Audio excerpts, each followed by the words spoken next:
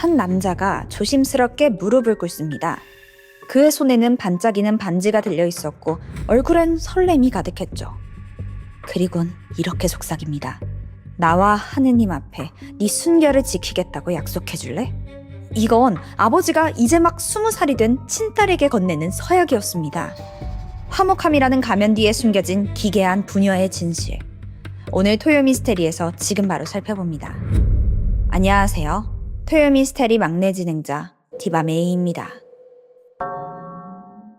2023년 틱톡에 아주 유쾌한 아빠와 딸 듀오가 등장해요. 계정 이름은 Dad and Daughter Dream Team. 아빠 패트릭 게첼과 딸 세라가 함께 출연하는 계정이었어요.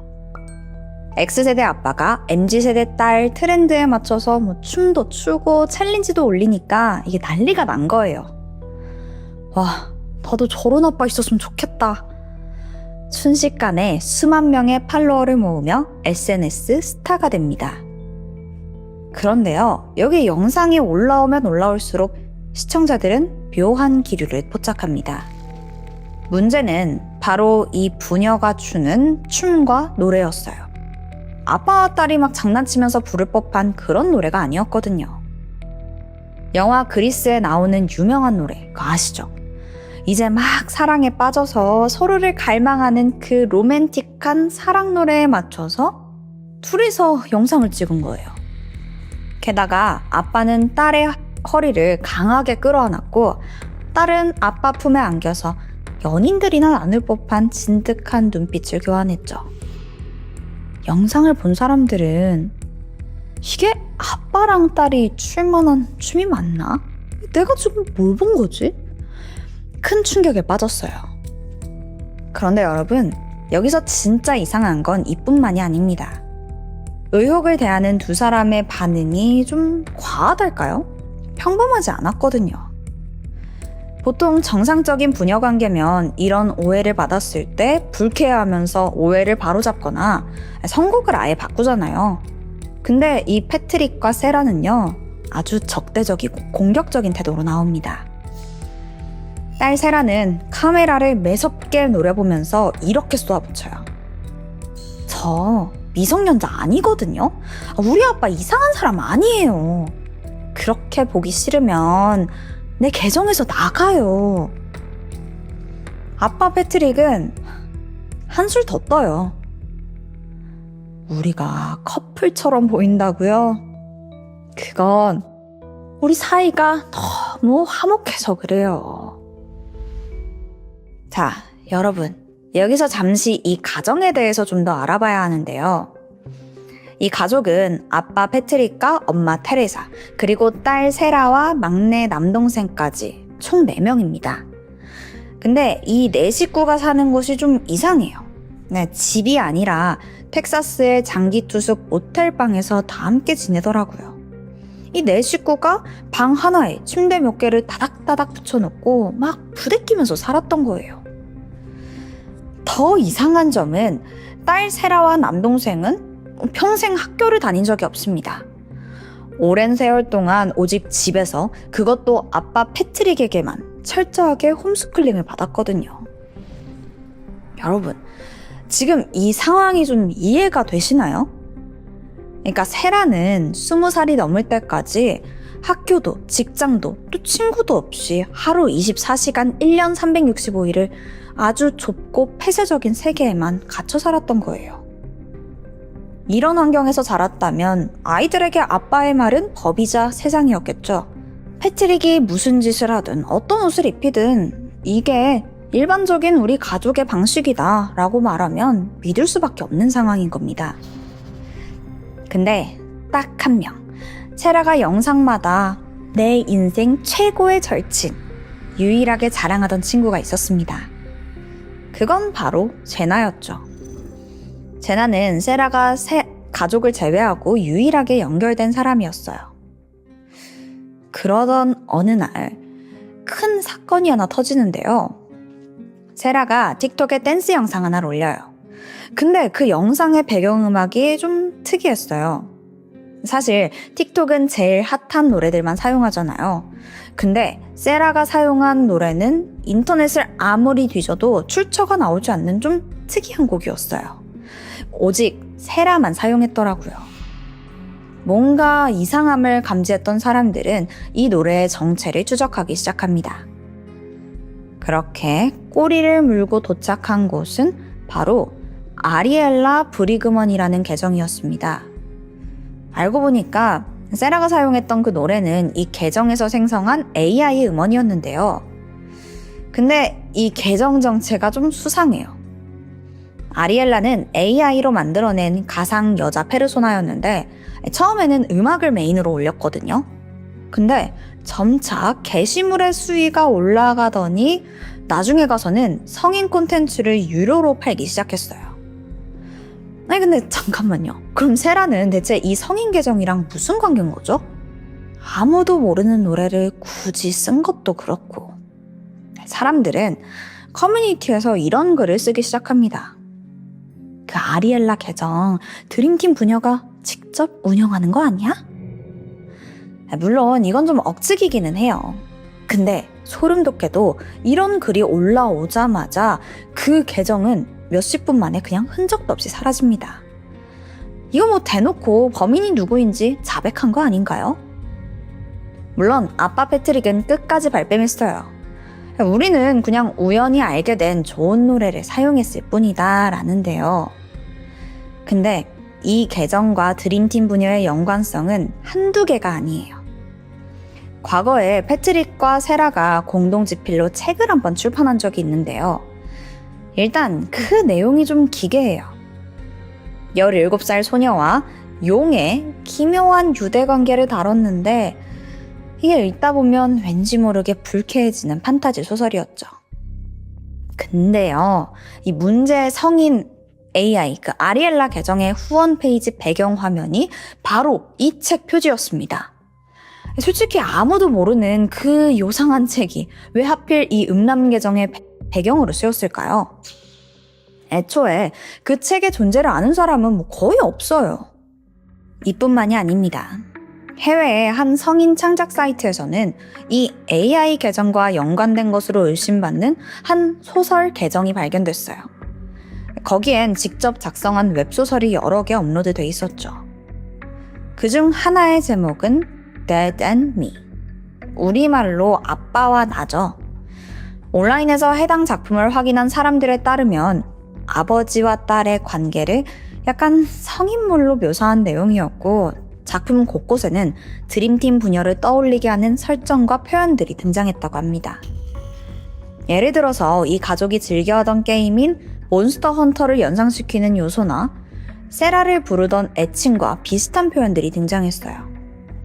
이런 부분 때문에 이거 그 드림팀에서 쓴 거 아니냐라는 의혹이 커졌죠. 물론 이것만으로 작성자를 단정 지을 순 없습니다.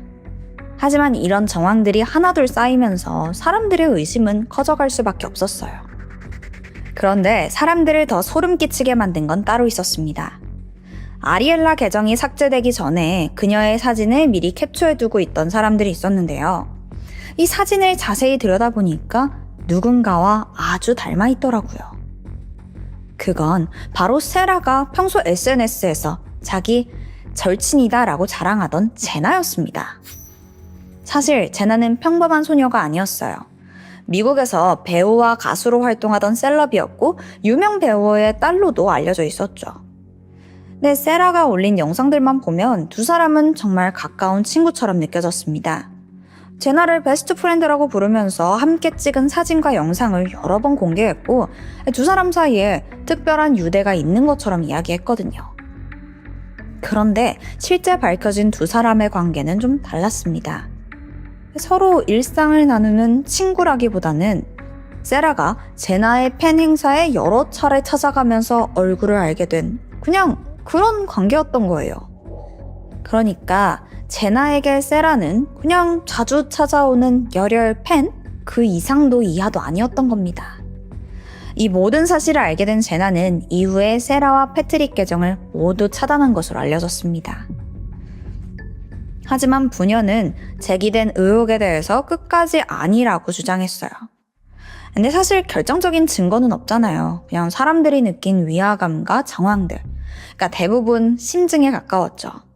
두 사람이 계속 부인하는 이상 사실을 밝혀낸 방법은 없었습니다. 그렇게 시간이 지나면서 이 논란은 사람들의 기억 속에서 조금씩 잊혀지는 듯 했어요. 그런데 얼마 뒤 예상치 못한 일이 벌어집니다. 두 사람이 한 틱톡 크리에이터의 인터뷰에 출연했는데요. 처음에 분위기는 꽤 편안했어요. 가벼운 질문과 농담이 오갔고 패트릭과 세라도 비교적 여유롭게 대답을 했죠. 하지만 화제가 문제의 그 AI 계정으로 넘어가자 분위기가 순식간에 달라집니다. 진행자는 조심스럽지만 집요하게 질문을 이어갔어요. 그냥 사실대로 말해요. 뭐 어차피 불법도 아니잖아요. 이 말에 패트릭은 잠깐 딸의 눈치를 살피더니 한참의 침묵 끝에 입을 엽니다. 그래요. 솔직하게 말할게요. 그 계정 내가 다 만든 거예요. 와, 드디어 진실을 말한 거예요. 그런데 이 AI 계정을 운영한 사실은 인정했지만 논란이 된 그 문제의 소설 있잖아요. 아빠와 나. 그건 끝까지 자기가 쓴 게 아니라고 주장했습니다. 근데 그 인터뷰 하던 사람이 범죄 아니다, 불법 아니다 라고 말했지만 솔직히 이거 범죄 맞잖아요. 이 모든 게 밝혀지고 이 부녀는 엄청난 비난이 쏟아졌고 결국 SNS에서 자취를 감춥니다. 그런데 얼마 뒤에 딸 세라가 다시 혼자 돌아왔어요. 저 이번에 독립했어요. 새 직장도 구했고 이제부터 아빠 없이 살아보려고요. 그동안 많은 사람들은 세라가 아버지의 지나친 통제 아래 있는 게 아니냐 걱정했었거든요. 그래서 이 영상을 본 팬들은 마침내 세라가 독립을 했구나, 새로운 삶을 시작하는구나 기뻐했어요. 새로운 집은 아버지와 약 30분 정도 떨어진 곳인데 혼자 독립을 하려고 하니까 금전적으로 힘들다면서 후원을 부탁하더라고요. 그러면서 아마존 위시리스트에 링크를 공개했는데 그 리스트에는 이불과 식기, 또 주방용품 같은 평범한 생활용품들이 담겨 있었습니다. 팬들은 그녀를 응원하기 위해서 생활에 필요한 물건들을 직접 구매해서 보내주기 시작했죠. 그런데 시간이 지날수록 사람들은 뭔가 이상한 점을 발견하는데요.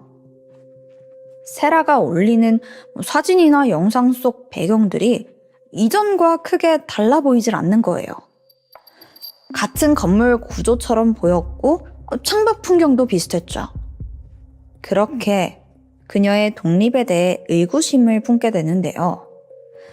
이런 의혹이 계속되자 결국 아빠 패트릭은 라이브 방송에서 진실을 실토합니다. 사실 세라가 완전히 다른 곳으로 이사한 게 아니라 가족들이 머물던 모텔에서 방만 옮긴 거래요. 아니, 30분 거리로 이사 왔다면서요. 왜 이런 거짓말을 한 걸까요? 그렇게 속여가지고 사람들한테 생필품 후원도 받았고요. 팬들은 배신감에 분노했어요.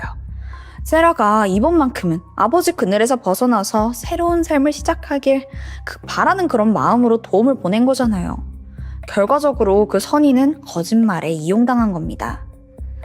이것 때문에 온라인에서는 세라도 처음부터 모든 상황 알고 있었던 거 아니냐, 아버지랑 같이 사람들 작정하고 속인 거 아니냐 비판이 쏟아졌습니다. 물론 세라가 어떤 의도로 행동했는지, 아버지의 영향이나 압박이 있었는지 전혀 확인된 바는 없어요. 하지만 분명한 건 이 사건 이후로 사람들의 시선이 완전히 달라졌다는 점이에요. 더 이상 세라를 일방적인 피해자로만 보지 않았고 부녀 모두를 비판하기 시작한 거죠. 결국 세라는 선물 받았던 모든 물품을 환불하겠다고 이야기했습니다. 근데요, 해당 영상 댓글에는 아직까지도 나는 아직 환불받지 못했다라는 댓글이 여전히 줄을 잇고 있습니다. 그런 와중에 패트릭은 라이브 방송을 통해서도 강경한 태도를 이어갔어요. 자신을 욕하는 사람들을 향해서 불만이 있으면 직접 찾아와라 막 이러면서 오히려 맞서는 모습을 보였죠. 이런 대응에 다시 한번 큰 비난을 받게 됐습니다. 그리고 또다시 논란이 커지자 부녀는 또 잠수를 타버려요. 이렇게 세라와 패트릭이 사람들 기억에서 사라져 갈 때쯤 두 사람은 다시 한번 카메라 앞에 섰습니다. 이렇게 논란이 커질 때마다 모습을 감췄다가 시간이 지나서 잠잠해지면 돌아오기를 계속 반복하는 거예요. 그런데 이번엔 좀 달랐어요. 사과를 하더라고요. 저희가 진짜 선을 넘었습니다. 진심으로 사과드려요. 우리는 이제 완전히 다른 사람으로 태어났어요. 신앙을 찾았거든요. 이때부터 콘텐츠는 완전히 다른 방향으로 바뀌기 시작합니다. 이번에는 기독교를 주제로 한 영상들이 올라오더라고요. 세라는 하느님이 옷차림을 바꾸라고 말씀하셨다라면서 자신 옷을 싹 정리하는 모습을 공개하기도 해요. 근데 여기서 궁금한 부분이 생기죠. 어머니 테레사, 그러니까 엄마는 대체 뭐 하고 있는 거죠? 테레사는 이런 상황이 이어지는 동안에도 좀처럼 모습을 드러내지 않았습니다. 영상 속에서 보이는 건 강아지를 산책시키거나 집안일을 하는 그런 모습 정도가 전부였죠. 처음엔 시청자들도 방관하는 그녀를 비난했어요. 하지만 테레사의 가족들은 남편, 그러니까 패트릭이 정신적으로 취약하던 테레사를 친정 가족들과 떨어뜨려 지나게 했다면서 우리 딸도 피해자라고 주장했습니다. 테레사 또한 아이들을 제대로 돌보거나 보호할 수 있는 상황은 아니라는 거죠. 물론 이것도 테레사 가족 측의 주장일 뿐이고요. 패트릭과 세라는 여러 논란을 피해서 현재는 활동 무대를 조금씩 옮겨왔습니다. 지금은 데드 앤 도터 드림팀, 이 페이지는 페이스북을 중심으로 활동하고 있어요. 지금은 기독교 관련 콘텐츠만 올리고 있는 것으로 알려져 있습니다. 결국 이 사건은 온라인에서 수많은 논란과 의혹이 이어졌지만 법적으로 확인된 사실은 많지 않아요. 처벌하기도 애매하고요. 그래서 더 답답하게 느껴지기도 하죠. 사실 저는 여기서 가장 마음에 남는 인물은 세라 같아요. 누군가는 아버지와 함께 사람들을 속인 공범이라고 했고, 또 누군가는 여전히 아버지의 영향력에서 벗어나지 못한 피해자라고 하죠. 세라가 아무 잘못이 없다고 할 순 없지만 글쎄요, 제 개인적으로는 그녀 또한 도움이 필요한 상황이라고 생각돼요. 가장 무서운 감옥은 창살이 없는 감옥이라는 말이 있잖아요. 세라를 붙잡고 있는 건 자물쇠나 높은 담장이 아니라 아버지라는 존재와 또 살아온 환경이 아닐까요? 부디 세라도 언젠가는 스스로 그 문을 열고 자신의 삶을 선택하는 날이 오기를 바랍니다. 지금까지 토요 미스테리 디바메이였습니다. 16살이던 칼리구세는 예쁜 외모에 밝고 쾌활한 성격으로 학교에서 인기가 많던 학생이었습니다. 사실 그녀에겐 좀 숨겨진 가정사가 있는데요. 2살 때 부모님이 이혼을 하게 되면서 칼리와 오빠는 아버지와 떨어져서 어머니와 함께 살았다고 해요. 그러다가 칼리가 9살이 되던 해에 엄마가 일 때문에 지역을 이주하게 되는데 칼리는 태어나서 지금까지 쭉 살아온 캘리포니아를 떠나고 싶지 않았어요. 친구들도 다 여기 있고요.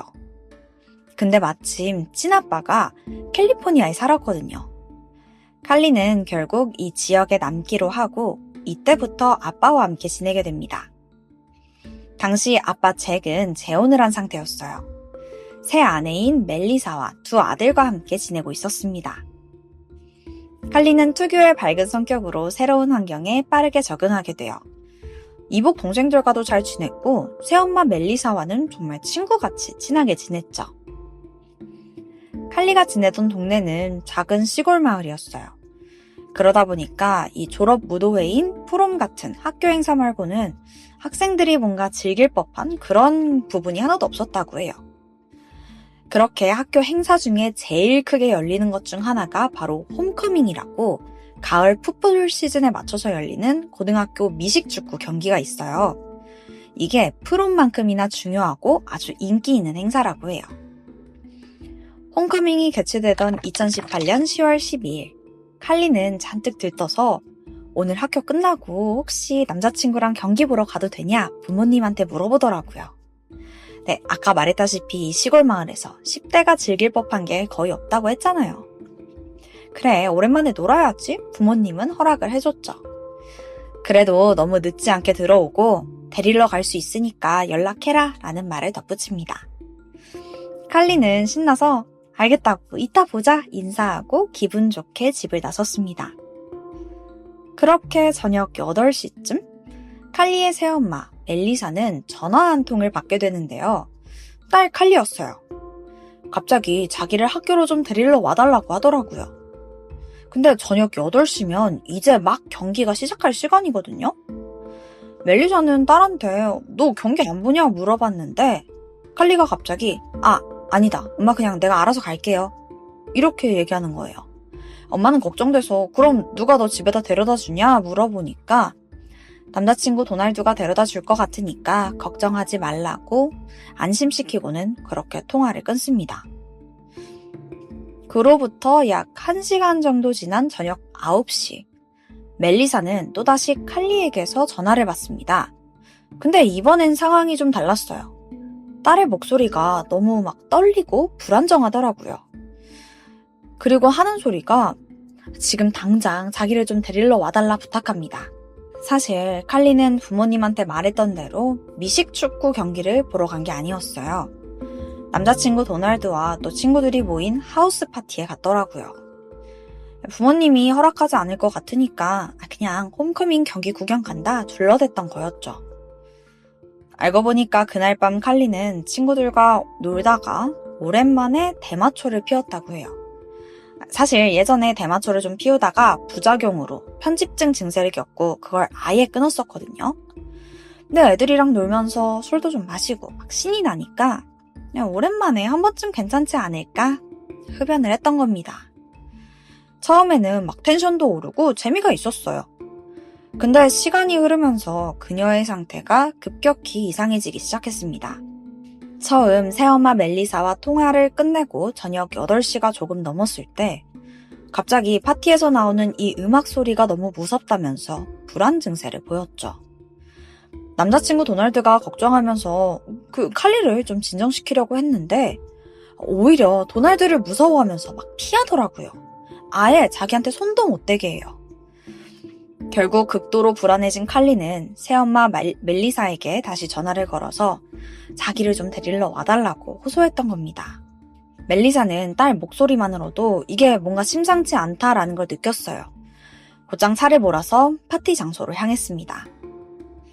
그렇게 새엄마 멜리사가 파티 장소에 도착했을 때 칼리는 이미 자기는 집에 빨리 가야겠다면서 파티장을 빠져나왔었고 꽤 떨어진 곳까지 막 걸어가고 있더라고요. 간신히 찾아서 붙잡으니까 그 딸의 얼굴 상태가 되게 안 좋아요. 애가 얼굴은 하얗게 질려있고 봉공은 비정상적으로 커져 있었어요. 이거 딱 봐도 상태가 안 좋아 보이죠. 멜리사는 놀라서 황급히 칼리를 차에 태웠습니다. 근데 이 차 안에서도 딸의 불안은 사라지지 않아요. 나 차에 치여서 죽을까봐 무서워요. 막 이런 말을 반복하면서 뒤에서 이리저리 막 자리를 옮겨 다니더라고요. 간신히 딸 진정시켜서 집으로 데려왔지만 집에서도 그녀의 혼란스러운 언행은 계속됐습니다. 부모님은 분명 얘가 또다시 대마초에 손을 댔구나 생각했어요. 그래서 칼리에게 교훈을 주기 위해 이 모습을 영상으로 남기기로 합니다. 다음날 이거 보여주면 애가 좀 정신 차리지 않을까 충격을 주려고 했던 거죠. 영상 속에서 칼리는 오늘 완전 망했어 막 이러면서 자기를 자책하기도 하고 엄마 오늘 데리러 와줘서 고마워요 사랑해요 애교 섞인 말을 했다가도 혹시 911에 저 신고할 거예요? 나 내일까지 살아있을 수 있을까요? 뭐 이런 이해하기 힘든 말을 쏟아냈습니다. 딱 봐도 너무나 불안정한 모습이죠. 멜리사는 딸을 혼자 둘 수 없었습니다. 결국 밤새 옆에서 막 성경도 읽어주고 이야기도 좀 들어주고 어떻게든 진정시키려고 애썼죠. 그렇게 두 사람은 새벽 3시가 다 돼서야 겨우 잠에 들었습니다. 다음 날 아침 7시 15분, 새엄마 멜리사는 번뜩 잠에서 깨어나요. 칼리는 괜찮은가? 침대 옆쪽을 확인하는데 어라? 딸이 없습니다. 근데 어제 상황이 좀 안 좋았잖아요. 평소 같으면 잠깐 나갔나? 화장실 갔나? 넘어갔겠지만 오늘은 달랐죠. 게다가 겨우 10대 소녀가 이 이른 아침에 사라질 일이 뭐가 있겠냐고요. 아빠 잭과 멜리사는 딸을 찾아서 동네를 수색하기 시작했습니다. 모든 이웃집을 돌아다니면서 초인종을 눌렀고 혹시 칼리 봤냐 물어봤어요.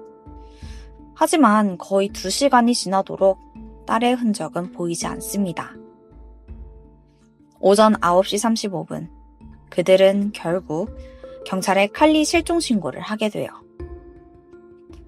곧장 수사는 시작되는데요. 실종 당시 칼리의 상태까지 고려해서 아주 빠른 수색이 시작됐죠. 동네뿐만 아니라 주변 협곡과 산까지 수색견과 헬기를 동원해서 샅샅이 뒤져보지만 모두의 노력에도 그녀는 발견되지 않았어요. 답답하게 시간만 흘러가던 그때 정말 다행히도 실종 당일 새벽 칼리를 봤다는 목격자를 찾게 되는데요. 그게 무려 3명이에요. 첫 번째는 옆집에 사는 리차드였습니다.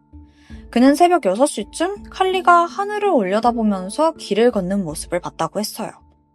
손에는 무슨 종이 한 장을 들고 있었다라는 증언도 남겼죠. 두 번째 목격자는 칼리 학교 교사인 케네스였습니다. 그는 칼리가 6번 국도 방향으로 걸어가고 있다는 걸 봤다며 역시 손에 종이를 쥐고 있었다고 진술했습니다. 세 번째 목격자는 신원을 밝히지 않은 익명의 사람이었어요. 칼리와 전혀 알지 못하는 사람이었지만 고속도로 근처에서 홀로 서 있던 그 모습을 분명히 봤다고 진술해요. 그리고 이게 칼리의 마지막 목격이 되었습니다. 수색견들마저 이 지점을 끝으로 그녀의 냄새를 더 이상 추적하지 못했으니까요. 그 후로도 계속해서 수사는 진행됐지만 칼리의 행적을 찾을 만한 추가 증거를 찾아낼 수 없었어요.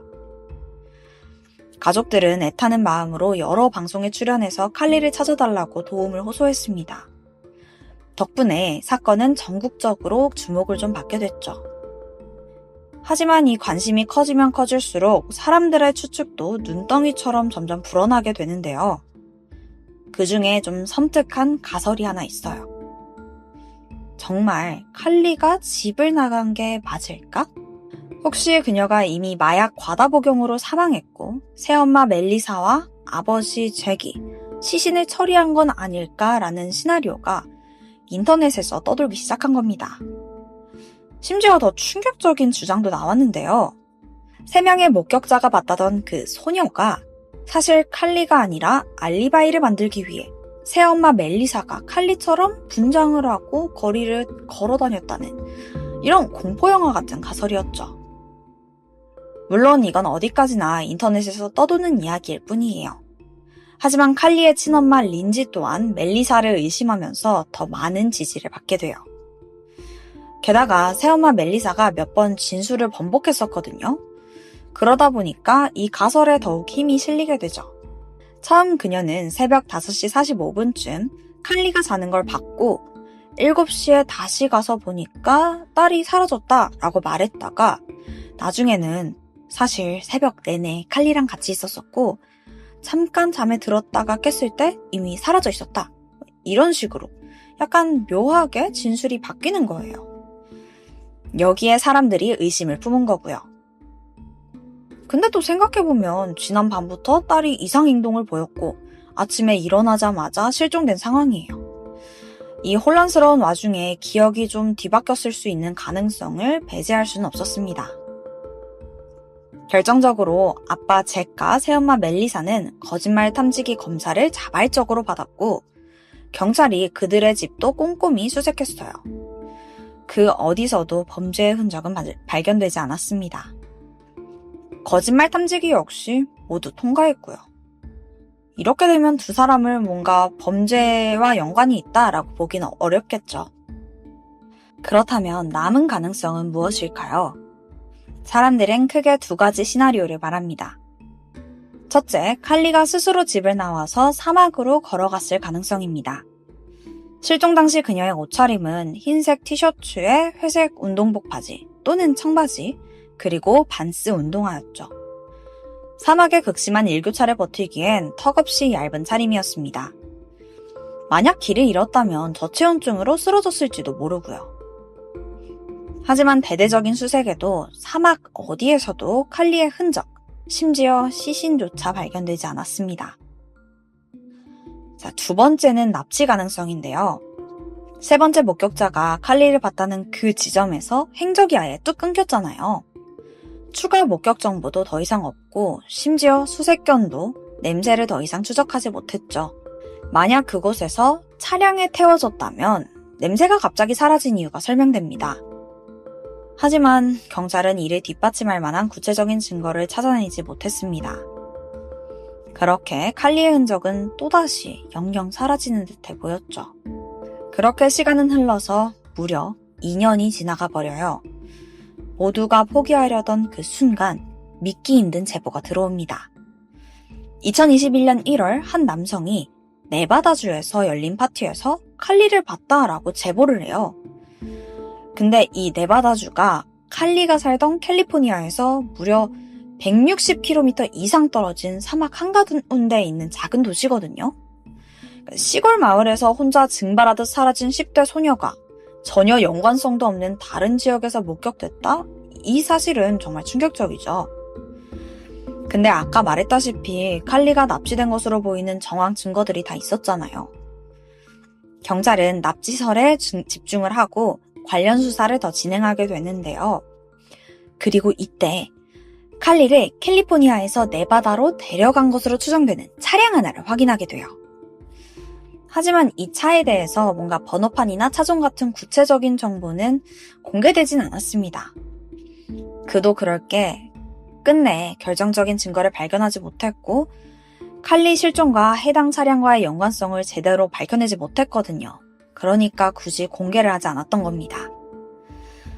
게다가 네바다주에서 칼리 목격 제보를 했던 그 남성이 약물 중독 치료를 받던 환자였다라는 사실이 밝혀지면서 해당 목격담은 신빙성이 떨어진다고 치부돼버리죠. 이후로 추가 단서를 발견하지 못하면서 또 이것마저 흐지부지 흘러가게 됩니다.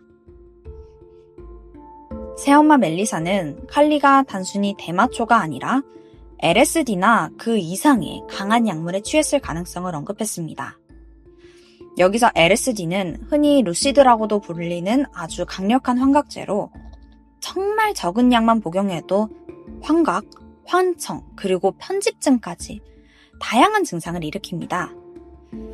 짧게는 8시간부터 길게는 하루까지도 그 효과가 진행되죠. 한국과 미국을 포함한 대부분의 나라에서 불법 마약으로 분류되어 있는 아주 위험한 약물이라고 해요. 실제로 실종 직전에 칼리가 남자친구 도널드에게 보낸 마지막 메시지를 보면 우리가 피웠던 대마에 뭐 섞여 있었어? 이렇게 물어보더라고요. 만약 칼리가 강한 환각제에 취해 있었다면 모든 게 다 설명됩니다. 혼란스러웠던 그녀의 상태가 어느 정도 이해가 가죠. 약물의 영향으로 제정신이 아니었던 그녀가 홀로 사막 깊숙이 사라진다거나 또는 모르는 누군가의 차량에 스스럼 없이 올라탔을 수도 있어요. 하지만 이 모든 건 그저 추정에 불과합니다. 칼리가 사라진 지 벌써 7년이라는 시간이 흘렀어요. 가족들은 여전히 그녀를 찾고 있죠.